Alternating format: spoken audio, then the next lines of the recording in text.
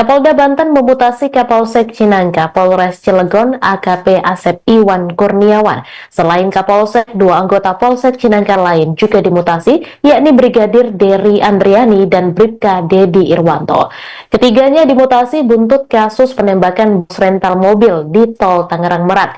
Kabid Humas Polda Banten, Kombes Pol Didik Haryanto mengatakan, 3 oknum polisi tersebut dimutasi ke bagian pelayanan markas atau Yanma Polda Banten. Hingga saat ini pemeriksaan terhadap ketiganya juga masih berlangsung. Kapolda Banten akan menindak tegas jika ketiganya terbukti melakukan pelanggaran. Diketahui sebelum insiden penembakan bus rental di rest area tol kilometer 45, anak korban yaitu Agam sempat mendatangi Polsek Cinangka. Mereka melaporkan dugaan penggelapan mobil rental yang disewa oleh seseorang. Laporan tersebut diterima oleh Brigadir Dery Andriani dan Bribka Dedi Irwanto yang sedang bertugas piket, namun laporan itu tidak ditangani secara utuh. Anggota piket berdalih tidak melakukan pendampingan karena merasa kekuatan personel mereka tidak mencukupi untuk situasi tersebut.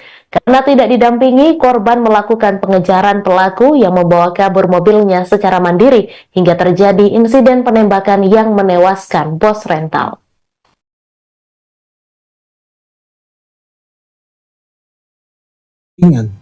Tapi tidak dilakukan pendampingan karena anggota merasa kekuatannya sedikit, jadi tidak berimbang sehingga tidak melakukan pendampingan. Padahal seharusnya anggota kita bisa melakukan permintaan tambahan dukungan ke Polres misalnya, ya, atau anggota reserse di Polsek itu sendiri, tapi itu tidak dilakukan, ya. Nah, sehingga dari hasil penyidikan Propam Polda Banten, ya, telah ditemukan adanya pelanggaran terhadap ketidakprofesionalan terhadap anggota saudara Dery, ya, Andriani, ya, karena tidak respon terhadap laporan masyarakat yang seharusnya melakukan pendampingan untuk mengamankan kendaraan Honda Brio yang diduga akan digelapkan ini, karena sudah ada dugaan penonaktifan GPS sebanyak 2 buah, tinggal 1, berarti ini sudah ada dugaan. Seharusnya dia sebagai anggota Polri dia melakukan pendampingan, ya, tapi tidak dilakukan sehingga dalam pemeriksaan penyidik dari Propam ini adalah dugaan pelanggaran dan tentunya akan kita tindak tegas, ya, anggota ini, ya, baik secara etika, ya, yang sanksinya dapat kita demosi, bahkan yang terberat adalah bisa di PTDH. Begitu juga Kapolsek, ya, sebagai pimpinan di Polsek tersebut, ya, dia tidak melakukan pengawasan dan pengandalian dengan baik, ya, tentunya ini juga akan kita kenakan sanksi, ya, baik demosi maupun juga yang terberat adalah PTDH. Dan juga anggota lain yang ada di situ, yaitu Bribka Dedi Irwanto yang juga mendampingi saudara Dery Andriani, juga akan kita kenakan sanksi.